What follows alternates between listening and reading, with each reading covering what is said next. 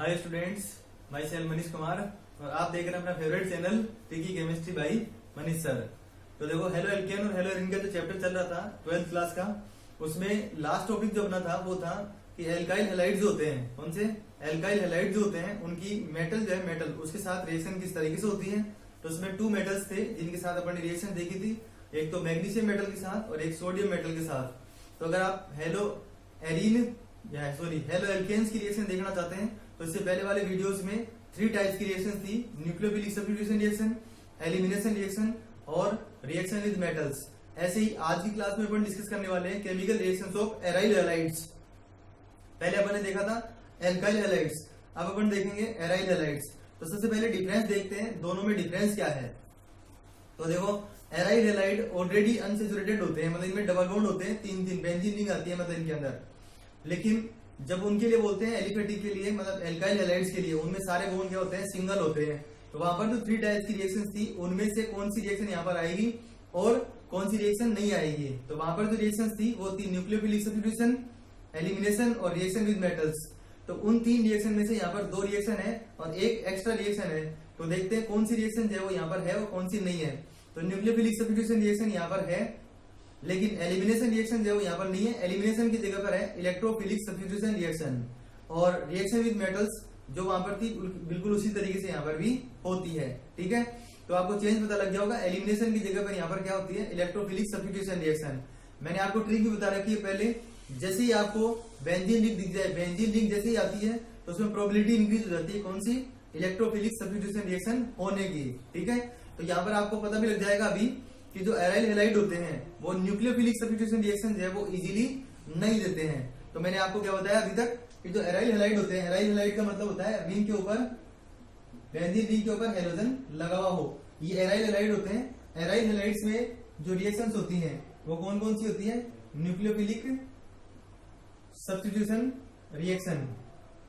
Second जो होती है वो होती है इलेक्ट्रोफिलिक सब्स्टिट्यूशन रिएक्शन, और थर्ड जो होती है वो होती है रिएक्शन विद मेटल्स। रिएक्शन जो है वो किसके साथ, मेटल्स के साथ। तो अपन पहली रिएक्शन को स्टार्ट कर रहे हैं जो कि कौन सी है, न्यूक्लियोफिलिक सब्स्टिट्यूशन रिएक्शन। इसके मैंने टाइप भी बताए थे आपको कि न्यूक्लियोफिलिक सब्स्टिट्यूशन रिएक्शन है ना वो 2 टाइप्स की हो सकती है, SN1 और SN2। तो सबसे पहले यहाँ पर ये देखेंगे कि न्यूक्लियोफिलिक सब्स्टिट्यूशन रिएक्शन यहाँ पर हो सकती है कि नहीं हो सकती है। अगर होगी तो फिर कौन सा टाइप होगा ये देखेंगे। तो सबसे पहले अभी मैंने क्या बताया आपको कि जो एराइल हैलाइड होता है वो कौन सा होता है, रिंग के ऊपर X। अब हैलोजन है ना, हैलोजन वो पीरियोडिक टेबल के 17 ग्रुप में आता है, इसलिए इसके पास कितने इलेक्ट्रॉन होते हैं, 7। कितने इलेक्ट्रॉन होते हैं, 7, जिनमें से एक इलेक्ट्रॉन जो है वो बॉन्ड बनाने में यूज हो गया। यहाँ पर ये बॉन्ड बना लिया, बाकी 6 इलेक्ट्रॉन जो है वो इसके पास 3 लोन पेयर या इलेक्ट्रॉन पेयर्स की फॉर्म में प्रेजेंट है। ठीक है, ये हुआ अपने पास जो हेलो एरिन होता है वो। उसके बाद में एक बार मैं याद दिला देता हूं आपको, मैंने बताया रखा है वैसे पहले भी, जब भी अपन ये बोलते हैं न्यूक्लियोफिलिक सब्स्टिट्यूशन, इसका मतलब क्या हुआ, माइनस वाले ने माइनस वाले को रिप्लेस किया है, सब्स्टिट्यूट किया है। ऐसे इलेक्ट्रोफिलिक बोलेंगे तो प्लस वाले ने प्लस वाले को सब्स्टिट्यूट किया है। ऐसे ही अगर फ्री रेडिकल सब्स्टिट्यूशन बोलेंगे तो रेडिकल ने रेडिकल को सब्स्टिट्यूट किया है। ये ध्यान रखना बस आप, और उसी से आपको पता लग जाएगा कि यहाँ पर न्यूक्लियोफिलिक सब्स्टिट्यूशन रिएक्शन होगी कि नहीं होगी, होगी तो कैसे हो सकती है ये भी देखेंगे।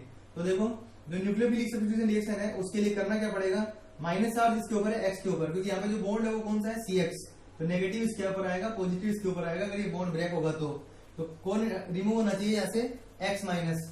लेकिन X माइनस यहाँ पे रिमूव हो नहीं सकता, क्यों, उसका रीजन ये है कि जैसे ही बेंजीन आ जाते हैं ना, बेंजीन, तो उसमें एक पॉसिबिलिटी इंक्रीज हो जाती है, वो कौन सी, रेजोनेंस से स्टेबल होना। ठीक है, तो ये जैसे लोन पेयर नीचे आएगा ये बॉन्ड है ना आगे शिफ्ट हो जाएगा। अब वैसे एक्चुअल में रियल में तो क्या होता है कि जो एरो है ना अंदर से आती है, लेकिन इसमें क्या डिस्टर्बेंस हो जाता है, इसलिए अपन इस एरो को बाहर लगा देते हैं यहाँ पर। तो देखो, पहली चीज क्या हो गई यहाँ पर कि जैसे ही, आप हमेशा ध्यान रखना, जैसे ही क्या आ जाए, बेंजीन रिंग आ जाए या डबल बॉन्ड ट्रिपल बॉन्ड आ जाते हैं तो रेजोनेंस होने की पॉसिबिलिटी क्या हो जाती है, इंक्रीज हो जाती है। क्या हो जाती है, रेजोनेंस होने की पॉसिबिलिटी इंक्रीज होती है, रेजोनेंस होता है उसके अंदर, और उससे क्या होता है, कंपाउंड क्या हो जाता है, स्टेबल। और अगर स्टेबल कंपाउंड होगा तो वो लेस रिएक्टिव होगा। ठीक है, तो इसमें क्वेश्चन जो आता है ना वो आता है aryl halides are less reactive towards, aryl halides are less reactive towards nucleophilic substitution reactions. Nucleophilic substitution reaction जो होती है उसको ये देते नहीं है। उसका रीजन जो है ना आपको क्या लिखना होगा, तो रीजन फर्स्ट जो होगा वो होगा it gain stabilisation through resonance. It gain stabilisation through resonance, मतलब रेजोनेंस से क्या करते हैं, स्टेबलाइजेशन गेन कर लेते हैं। सेकंड जो होता है वो होता है इसके अंदर कि जो CX बॉन्ड है, CX बॉन्ड, यहाँ पर जो CX बॉन्ड है उसका हाइब्रिडाइजेशन मैंने बताया था आपको कि इसका हाइब्रिडाइजेशन देखेंगे तो आएगा sp2, और अगर एल्काइल हैलाइड होता इस तरीके से तो इसका हाइब्रिडाइजेशन होता है sp3। तो इसमें S कैरेक्टर है ना, S कैरेक्टर वो कितना है 33.33% है। भाई टोटल 100% में से इसको कितना मिला, तो 33.33% मिला। इसमें ओनली 25% है। इसका मतलब फर्स्ट रीजन तो क्या हो गया, रेजोनेंस से स्टेबलाइजेशन गेन करना। सेकंड रीजन हो गया मोर एस कैरेक्टर, तो ज्यादा एस कैरेक्टर की वजह से जो CX बॉन्ड है वो टाइटली बाउंडेड होता है, टाइटली बाउंडेड होता है। और टाइटली बाउंडेड का मतलब वो ब्रेक इजीली नहीं होगा। ठीक है, तो दो रीजन आपको लिखने होंगे। क्वेश्चन की फॉर्म मैंने बता दिया आपको, क्वेश्चन कैसे पूछेंगे। Aryl halides are less reactive towards nucleophilic substitution reactions, तो उसका रीजन लिखेंगे इट गेन या they gain stabilisation through resonance and more s character present in CX bond, so it is tightly bounded. ठीक है, तो tightly bounded होने की वजह से क्या होगा, और tightly bounded then CX bond of alkyl halide, इस तरीके से बोल सकते हैं। अब मैं इसकी रेजोनेटिव स्ट्रक्चर बता रहा हूं आपको। मैंने बताया यहाँ पर पेयर इधर शिफ्ट होगा, तो ये जो पाई बॉन्ड है वो इधर शिफ्ट हो जाएगा। एरो का जहां पे हेड आता है वहां पे नेगेटिव, टेल आता है वहां पे पॉजिटिव, और जहां पर हेड और टेल दोनों आ जाते हैं वहां पर डबल बॉन्ड। जैसे यहाँ पर है ना, इसकी टेल आ रही है, इसका हेड आ रहा है, तो ये डबल बॉन्ड फॉर्म हो गया। ऐसे आगे चलेंगे तो अब पेयर यहाँ पे बन गया, तो आगे इसको शिफ्ट करेंगे तो देखो ये जो बॉन्ड है इसमें इस जगह पर एरो का हेड और टेल दोनों आ रहे हैं, तो डबल बॉन्ड यहाँ पर आ जाएगा। नेगेटिव चार्ज है ना यहाँ पर आ जाएगा। एक इजी ट्रिक भी बताऊंगा जिसके बाद आपको ये और भी इजी लगने लग जाएगी रेजोनेटिंग स्ट्रक्चर्स। ठीक है, अभी बताऊंगा इसको कंप्लीट करने के बाद। उसके बाद आपको एक ही चीज की प्रॉब्लम हो सकती है, वो है जो एरो लगाते हैं ना, बड़े एरो, उसी की दिक्कत हो सकती है। बस बाकी स्ट्रक्चर है ना आप इजी वे में अपने आप ही बना दोगे। ठीक है, तो देखिए इस फर्स्ट वाली स्ट्रक्चर को देखो, ये तो आपका एग्जामिनर देगा ही देगा कि किसकी स्ट्रक्चर बनानी है। तो इसी स्ट्रक्चर को देखो और इसी स्ट्रक्चर को देखो, इसमें और इसमें ओनली बॉन्डिंग अरेंजमेंट का चेंज है। तो जिसको फर्स्ट स्ट्रक्चर आती है उसको लास्ट आएगी, कोई दिक्कत नहीं आएगी। ठीक है, तो फर्स्ट और लास्ट दो तो कंप्लीट हो गई। अब ये तीन बची, इसको देखो, इसी स्ट्रक्चर को और इसी स्ट्रक्चर को देखो। सेकंड और फोर्थ को देखेंगे तो देखो यहाँ पर डबल बॉन्ड X और 2 लोन पेयर प्लस, ऊपर यही है। इसमें देखेंगे, इसमें तो डबल बॉन्ड यहाँ जो है ना इनके अपोजिट लगा दो इनको, जैसे ये है ना इसको यहाँ भेज दो और ये वाला जो है इसके अपोजिट यहाँ पर आ जाएगा, ये आ गया। जिसको सेकंड स्ट्रक्चर पता है उसको फोर्थ स्ट्रक्चर की इजी वे में पता लग जाएगी। तो याद क्या रखना है, थर्ड स्ट्रक्चर में दोनों डबल बॉन्ड स्ट्रेट आ जाएंगे, पॉजिटिव नेगेटिव चार्ज एक दूसरे के ऊपर नीचे होंगे। और एरो में भी कोई प्रॉब्लम नहीं है, लोन पेयर को भेजो और डबल बॉन्ड को भेजो, बस इतना ही काम करना है। तो ये क्या हो गई, resonating structures of hello arene या एराइल हैलाइड। ठीक है, ये पूछ सकते हैं इसके अंदर जो X है, X उसकी जगह पे आपको कोई सा भी हेलोजन लगाकर पूछ सकते हैं। X की जगह पे Cl Br कोई सा भी हेलोजन यहाँ पे लगा सकते हैं। ठीक है, तो इसमें जो क्वेश्चन आने वाला था वो मैंने बता दिया, और उसके 2 रीजंस आपको लिखने होंगे वो बता दिया है, रेजोनेटिव स्ट्रक्चर्स बता दी है। अब मैं बताऊंगा कि फिर ये टॉपिक लिखा है क्यों है यहाँ पर, जब रिएक्शन नहीं हो रही है तो अपन यहाँ पे टॉपिक क्यों लिख रहे हैं ये। तो उसका रीजन ये है कि यहाँ पर न्यूक्लियोफिलिक सब्स्टिट्यूशन रिएक्शन हो तो सकती है, लेकिन उसके लिए टेम्परेचर और प्रेशर की रिक्वायरमेंट जो है वो ज्यादा होती है। टेम्परेचर और प्रेशर रिक्वायरमेंट जो है वो ज्यादा होगी। जैसे अगर सिंपली अपन यहाँ पर जो Cl है, क्लोरोबेंजीन है, इसकी रिएक्शन NaOH से करवाते हैं तो बिल्कुल भी नहीं होगी रिएक्शन। रिएक्शन करवाने के लिए बहुत ज्यादा टेम्परेचर 623 केल्विन टेम्परेचर और नियरली 300 ATM जो है प्रेशर की रिक्वायरमेंट होगी। तो देखो आपको पता लग गया यहाँ पर कि टेम्परेचर और प्रेशर जो है वो ज्यादा से ज्यादा रिक्वायर्ड है। तो पहले जो आंसर आएगा यहाँ पर वो आएगा ONA। फिर उसके बाद में इसका हाइड्रोलाइसिस करवाएंगे, या तो H2O लिख सकते हो आप यहाँ पर, या फिर इसकी HCl से भी रिएक्शन करा सकते हो, मतलब एसिडी का हाइड्रोलाइसिस भी करवा सकते हैं और H2O से भी करा सकते हैं। तो आंसर जो अपने पास आएगा यहाँ पर वो आ जाएगा यहाँ पर OH। ठीक है। और इस रिएक्शन को आप हमेशा इस तरीके से याद रखोगे, रिंग के ऊपर Cl। फर्स्ट स्टेप में क्या किया अपन ने, NaOH से रिएक्शन कराई है और फर्स्ट स्टेप में ही टेम्परेचर और प्रेशर की कंडीशन रखी है, ठीक है। और सेकंड स्टेप में जो है इसका क्या करवाया, हाइड्रोलाइसिस। या तो H2O लिख दो या इसी को ऐसे भी लिख देते हैं H3O+, किसी भी रिएक्शन में ऐसे भी लिखा सकता है H+। H+ का मतलब एसिड, जैसे ये बताया यहाँ पर। तो फाइनल आंसर आप इस तरीके से इसका लिख देना,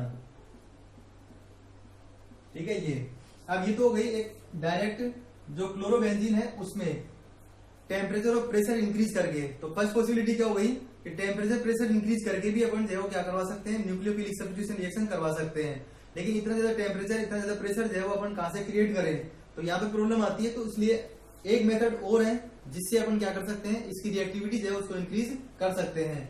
तो हमेशा ध्यान रखना, अगर किसी भी कंपाउंड में -I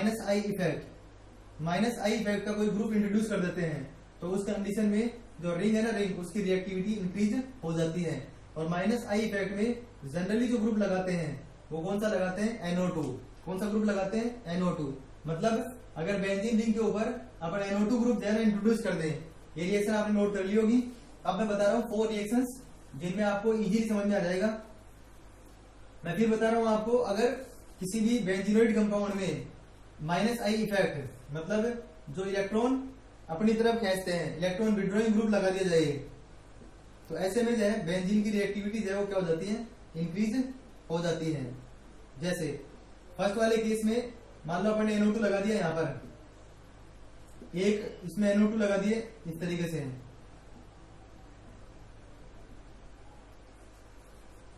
इसको नीचे लिख देता हूं मैं। अगर आपसे क्वेश्चन पूछा जाए कि इनमें से कौन सी रिएक्शन है ना ज्यादा इजी कंडीशन में होगी, तो आपको पता लग गया होगा कि इसमें ओनली एक ही NO2 है, इसमें 2 NO2 है और इसमें 3 NO2 है। तो सबसे ज्यादा रिएक्टिव जो है ना, सबसे ज्यादा रिएक्टिव वो कौन सा हुआ, थर्ड कंपाउंड हुआ। इसको बोल सकते हो आप ऐसे, ये नाइट्रोक्लोरोबेंजीन। वैसे अल्फाबेटिक ऑर्डर से लिखेंगे तो 1 क्लोरो 4 नाइट्रोबेंजीन, इस तरीके से हो जाएगा। फर्स्ट कंडीशन में किससे रिएक्शन करवाई थी, NaOH से। फर्स्ट स्टेप में NaOH से रिएक्शन कराई थी, सेकंड स्टेप में रिएक्शन करवाई थी H2O के साथ, या H3O+ लिख सकते हैं। इसमें टेम्परेचर पहले के कंपेरिजन में क्या करना पड़ेगा, कम देना पड़ेगा। तो यहाँ पर होता है 4 4 3। ऐसे इसके लिए बोलेंगे तो इसमें टेम्परेचर और भी कम देना पड़ेगा, 368। क्या देना पड़ेगा, 368। इसमें मैं डिफरेंट वे में लिख देता हूँ, H2O को इस तरीके से भी लिखा मिल सकता है। और एक जो कंडीशन है वो है कि इसके अंदर ओनली जनरल सा गर्म करना पड़ेगा, थोड़ा सा गर्म करना पड़ेगा, वार्म, ठीक है। बॉय भी लिख सकते हो आप यहाँ पर। यहाँ पे मैं लिख देता हूँ H+। ऐसे भी आ सकता है, ऐसे भी आ सकता है और ऐसे भी आ सकता है। करना कुछ भी नहीं है, जहां पे भी Cl है ना, Cl उसकी जगह पे क्या लगाने है, OH, ठीक है। तो फर्स्ट वाली रिएक्शन में बन जाएगा 4 नाइट्रोफिनोल। सेकेंड वाली रिएक्शन में बन जाएगा 2,4 डाइनाइट्रो, 2,4 डाइनाइट्रोफिनोल। और थर्ड वाली जो रिएक्शन है उसमें बन जाएगा 2,4,6 ट्राइनाइट्रोफिनोल। आप इनकी नेमिंग भी लिख लेना, 2,4,6 ट्राइनाइट्रोफिनोल, जिसका एक दूसरा नाम और होता है पिक्रिक एसिड। ये नाम ध्यान रखना, आगे वाले चैप्टर में भी आएगा। फिनोल है नेक्स्ट चैप्टर, एल्कोहल, फिनोल और ईथर। तो उसमें ये पिक्रिक एसिड कैसे फॉर्म कर सकते हैं, तो ये इस तरीके से फॉर्मेशन इसका हो सकता है। तो आज की क्लास में अपन ने एराइल हैलाइड जो है उनकी जो केमिकल रिएक्शंस है उनमें फर्स्ट टाइप की रिएक्शन कौन सी वाली, न्यूक्लियोफिलिक सब्स्टिट्यूशन रिएक्शन देखी है।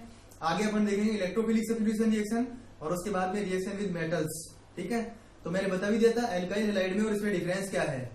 एल्काइल हैलाइड में एलिमिनेशन रिएक्शन होती है, उसकी जगह पे यहाँ पर इलेक्ट्रोफिलिक सब्स्टिट्यूशन रिएक्शन है। क्वेश्चन जो पूछे जाएंगे इसके अंदर वो पूछे जाएंगे, एक तो मैंने बताया कि लेस रिएक्टिव क्यों होते हैं उसका रीजन पूछेंगे, और ज्यादातर एग्जाम में वही क्वेश्चन पूछा हुआ है, रिपीट होता है बार बार वही। एक पूछ सकते हैं कि जो हेलो एरिन है उनमें रिएक्शन तो नहीं हो रही है लेकिन रिएक्शन होगी कैसे, तो उसके लिए मैंने क्या बताया, एक तो कंडीशन कौन सी बताई कि high temperature and pressure, temperature और प्रेशर को हाई कर दिया जाए तो यहाँ से जो बॉन्ड है ना वो ब्रेक हो जाता है और यहाँ पर कौन सा आ जाता है, पॉजिटिव। और पॉजिटिव चार्ज आने की वजह से इसको बोलेंगे फिनाइल, फिनाइल कार्बोकैटायन। कार्बन में पॉजिटिव चार्ज आता है, इसको बोलते हैं कार्बोकैटायन। और जब भी पॉजिटिव चार्ज आ जाएगा यहाँ पर फिनाइल के ऊपर, रिंग के ऊपर, तो ये हो जाएगा अनस्टेबल। मतलब जब पॉजिटिव चार्ज आ जाता है ना तो वहां पर क्या होता है, इलेक्ट्रॉन डेंसिटी डिक्रीज हो जाती है, डिक्रीज। अगर नेगेटिव आता तो इलेक्ट्रॉन डेंसिटी इंक्रीज होती और इसमें रेजोनेंस होने लग जाता फिर, और स्टेबिलिटी ये और ज्यादा गेन कर लेता। ठीक है, और मैंने क्या बताया फिर, एक तो पॉसिबिलिटी कौन सी थी, हाई टेम्परेचर एंड प्रेशर कर दिया जाए। सेकंड जो पॉसिबिलिटी है वो कौन सी है, introduce electron withdrawing group like NO2 like CN, इस तरीके से मतलब कोई सा ग्रुप अपन लाते हैं। जनरली अपने सिलेबस में इस टाइप के कोई ग्रुप यूज नहीं करते हैं, बस एक ही ग्रुप यहाँ पर यूज करते हैं, वो होता है NO2। ठीक है, तो आपको ये क्लासेज कैसी लग रही हैं, क्योंकि देखो आपके लिए मैटर जो है यहाँ पर बहुत शानदार दिया जा रहा है आपको। अगर आपको ये चीजें समझ में आ रही हैं तो आप बाकी जो स्टूडेंट आपके कॉन्टेक्ट में उन तक भी इनको पहुंचाइए, जिससे कि वो इसका बेनिफिट उठा सके, क्योंकि फ्री ऑफ कॉस्ट एजुकेशन आपको प्रोवाइड कराई जा रही है। तो ज्यादा से ज्यादा स्टूडेंट तक आप इनको शेयर कीजिए, और अगर वीडियो आपको अच्छे लग रहे हैं तो इनको लाइक करें, और चैनल को अगर अभी तक भी सब्सक्राइब नहीं किया तो आप उसको सब्सक्राइब करके बेल आइकन को प्रेस कर दीजिए, जिससे कि लेटेस्ट नोटिफिकेशन आपके पास आ जाए। और जैसे कि मैंने पहले ही प्रॉमिस कर रखा है कि आपको सिलेबस है ना, यहाँ पर टोटल सिलेबस कराया जाएगा। ठीक है, तो इसी तरीके से आप चैनल के साथ बने रहिए। Thanks for watching.